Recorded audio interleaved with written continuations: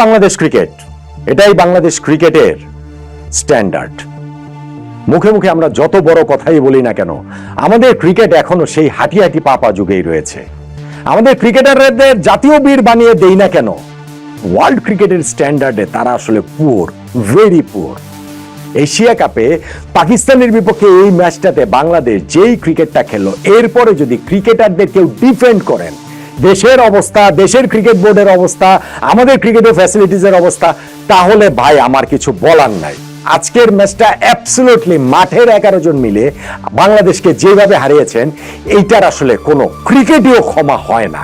তারা যদি গণক্ষমা কর্মসূচিরও আয়োজন করে, জাতির কাছে যদি ক্ষমা চায়, তারপরে এটার ক্ষমা হয় না। এশিয়া কাপের ফাইনালে খেলাটা ইটসেলফ এমন বড় কোনো অর্জন না। বাংলাদেশও আমরা এর আগে 3 বার এশিয়া কাপের ফাইনাল খেলে ফেলেছি, কিন্তু তাই বলে সেইটাকে এইভাবে বিসর্জন দিব, এইভাবে নিজের হাতে গলা টিপে হত্যা করব আমরা সেই সম্ভাবনার জায়গাটাকে?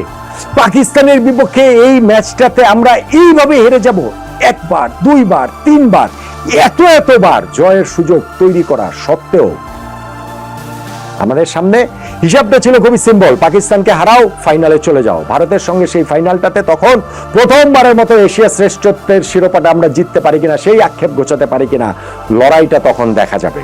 কিন্তু পাকিস্তানের সঙ্গে আমরা পেরে উঠিনি। আমরা 11 রানে পাকিস্তানের সঙ্গে ম্যাচটা হেরে গিয়েছি। ফলে আয়োজকদের আশা পূরণ হচ্ছে, ভারত পাকিস্তান ফাইনাল হচ্ছে, প্রথমবারের মতো এশিয়া কাপের ফাইনালে এই দুই চির প্রতিদ্বন্দ্বী মুখোমুখি হচ্ছে। এবং এইবারের এশিয়া কাপে ভারত পাকিস্তান ম্যাচ নিয়ে সেই হ্যান্ডশেক গেট থেকে শুরু করে যা যা হয়েছে, তাতে করে আয়োজকদের জন্য এটা খুবই লোভনীয় একটা ম্যাচ। হয়তো বা ভারত পাকিস্তান ফাইনাল ছাড়া অন্য কোনো কিছু হবার কথা ছিল না, সেটা অন্য আলোচনা, ওইদিকে আমরা নাই বা গেলাম।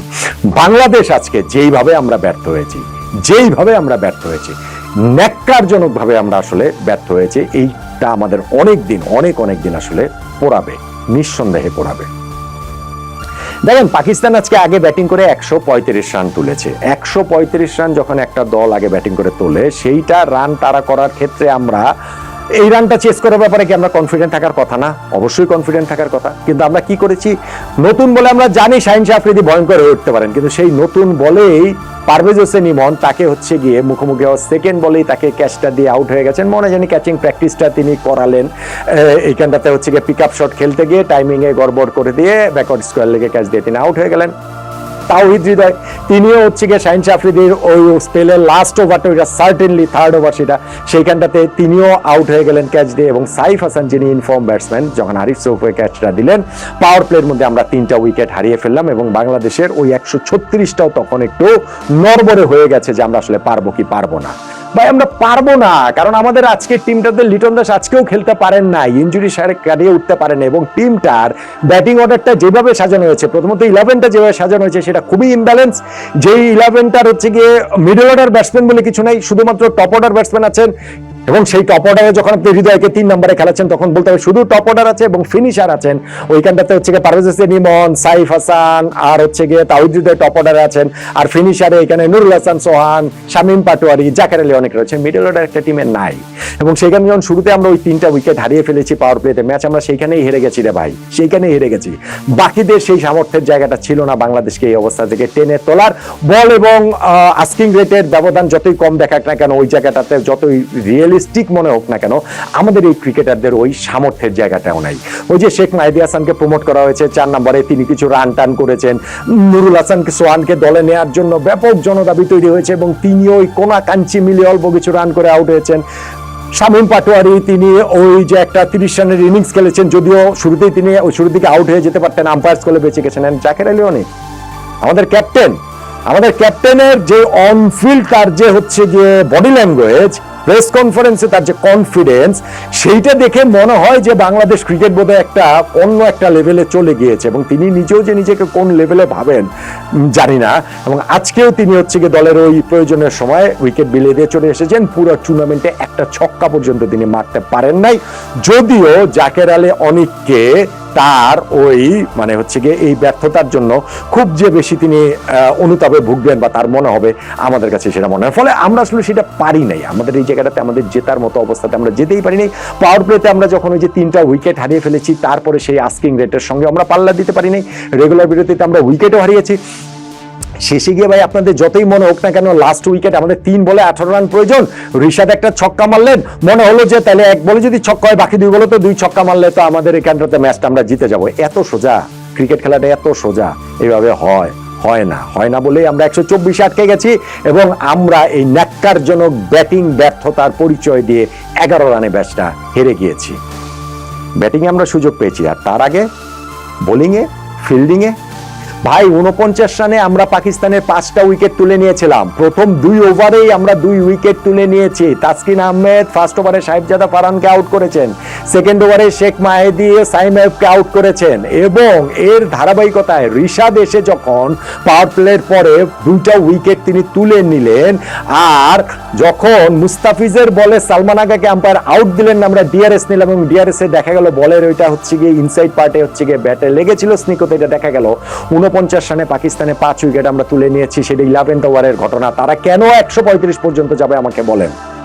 135 পর্যন্ত যাবে কারণ এরপরে 12 নম্বর ওভারটা যে হয়েছে সেটা খুবই ঘটনাবহুল ওভার। সেই ওভারটা থেকেই শুরু করে আমরা এই জায়গাটাতে শেষ পর্যন্ত 11 রানে তো ম্যাচ হেরেছি। আমি 39 রানের একটা হিসাব দিয়ে দিতে পারি, যেই 39 রান আমরা ওদেরকে এক্সট্রা গিফট করেছি পাকিস্তানকে। 11 রানে হারা ম্যাচে 39 রান যখন এক্সট্রা আমরা গিফট করবো, আমরা কিভাবে বলবো যে আমরা এই ম্যাচটা জিততে পারি? কিভাবে গিফট করেছি জানেন? ওই যে 11 নম্বর ওভারে কথা বললাম, 12 নম্বর ওভারে বোলিং এ যে ঋষাদ আসলেন, ঋষাদের ওইখানটাতে তিনি প্রথম বলে অপরচুনিটি ক্রিয়েট করলেন। শর্ট কভারে দাঁড়ায় থাকা নুরুল হাসান সোহান লাফিয়ে পড়ে ক্যাচ নেওয়ার চেষ্টা করেছিলেন, ক্যাচটা ধরতে পারেননি শাহিন শাহ আফ্রিদি তখন 1 রানে। ভেরি নেক্সট বলে তার বিপক্ষে এলবিডব্লিউ এর অ্যাপিল হয়েছিল, আম্পায়ার আপিলে সাড়া দেননি। যদি সাড়া দিতেন তাহলে তিনি আউট হয়ে যেতেন, আম্পায়ার্স কলে বেঁচে গিয়েছেন। এবং ওই ওভারে শেখ মাহেদিও কিন্তু আবারও সেই আফ্রিদির ক্যাচটা ফেলেছে। সো শাহিন শাহ আফ্রিদিকে যখন আপনি 1 ওভারে 3 বার এরকম লাইভ দিবেন, এটার খেসারত আমরা দিয়েছি। 1 রানে থাকা আফ্রিদি 19 রান করেছেন, অর্থাৎ এইখানটাতে আমরা এক্সট্রা 18টা রান দিয়েছি। আবার আফ্রিদিকে যখন আউট করলেন তাসকিন, 71 রানে 6 উইকেট পড়লো, যেটা 75 রানে 7 উইকেট হয়ে যেতে পারতো। মোহাম্মদ নওয়াজের ওই ক্যাচটা যদি বাউন্ডারি লাইনে পারভেজ হোসেন ইমন ধরতে পারতেন, ইমন সেটা ধরতে পারেননি। 4 রানে ছিলেন যে নওয়াজ, সেই নওয়াজ শেষ পর্যন্ত 25 রান করেছেন, এক্সট্রা আরো 21 রান করলেন তিনি। সো আফ্রিদির এক্সট্রা 18 রান, নওয়াজের এক্সট্রা 21 রান, 21 যোগ 18, এই যে 39 রান যে আমরা এক্সট্রা দিয়েছি আমাদের ফিল্ডিং ব্যর্থতার কারণে। আমাদের এইখানটাতে নুরুল হাসান সোহানের ক্যাচ ফলা, শেখ মাহেদি হাসানের ক্যাচ ফলা, পারভেজ হোসেন ইমনের ক্যাচ ফলা এবং হচ্ছে গিয়ে আম্পায়ারের একটা আম্পায়ার্স ডিসিশন আমাদের পক্ষে না যাওয়া, আম্পায়ার্স কলে বেঁচে যাওয়া, সেটাকে একপাশে সরিয়ে যদি রাখি তাহলে হচ্ছে গিয়ে ম্যাচটা ভাই আমরা আর কিভাবে জিতবো, কিভাবে আমরা জিততে পারি? এবং আমরা আসলে জিততে পারি নাই। আমরা এই যে ফিল্ডিং এর যে ব্যর্থতাগুলো, সেইটার জন্য আমরা শেষ পর্যন্ত জিততে পারি নাই। ওই যে পারভেজ হোসেন ইমন যিনি ওই ক্যাচটা ফেলেছেন নওয়াজের, একটু পরে একটা ক্লিয়ার রান আউট অপরচুনিটিও তিনি মিস করেছেন। তিনি ব্যাটিং এ নেমে যখন 0 রানে আউট হয়ে যান ফার্স্ট ওভারটাতে, আমাদের পতনটা ওই জায়গাটা থেকে শুরু হয়ে যায়। বাংলাদেশের তাই এশিয়া কাপের ফাইনাল খেলা হচ্ছে না। আমরা তাই এই ন্যাক্কারজনক ব্যাটিং ডিসপ্লে, তার চেয়েও ন্যাক্কারজনক ফিল্ডিং ডিসপ্লেতে যে আমরা এই ম্যাচটা হেরে গেলাম। এশিয়া কাপ থেকে অযোগ্য দল হিসেবে বাংলাদেশ ফাইনালের আগে বিদায় নিল। কোনোভাবেই আমরা ফাইনাল আসলে ডিজার্ভ করি না, করতাম না। এই দলকে নিয়ে আমরা আমাদের দেশ গলা ফাটাতে হবে, আমাদের দেশ স্বপ্ন দেখতে হবে, আমাদের দেশ আশা রাখতে হবে, কিন্তু ওই আশা রাখার বা স্বপ্ন দেখার যোগ্যতা এই দলটার আসলে নাই। এই দলটার উপরে ওই ভরসাটুকু পর্যন্ত করা যায় না। পাকিস্তানের কাছে আজকে এরকম ম্যাচ এতবার জিতে প্রায় আমাদের হাতার মুঠোয় থাকা ম্যাচটাতে হেরে গিয়ে সেটাই বোধহয় আমরা প্রমাণ করেছি। এবং টার্নিং পয়েন্টের ওই জায়গাটাতে আমাদের এই জঘন্য ব্যাটিং ব্যর্থতার, পাওয়ার প্লে 3টা উইকেটের কথা তো আমি বলবোই, স্পেশালি আমি বলবো যে হচ্ছে গিয়ে আমাদের ফিল্ডিং ব্যর্থতার কথা, যেইখানটাতে আমরা এতগুলা ক্যাচ ফেলেছি। আমরা যে 39টা রান এক্সট্রা দিয়ে দিয়েছি শাহিন শাহ আফ্রিদিকে এবং মোহাম্মদ নওয়াজকে, ওই ক্যাচ ফেলাগুলাই শেষ পর্যন্ত বাংলাদেশকে ম্যাচটা হারিয়ে দিয়েছে।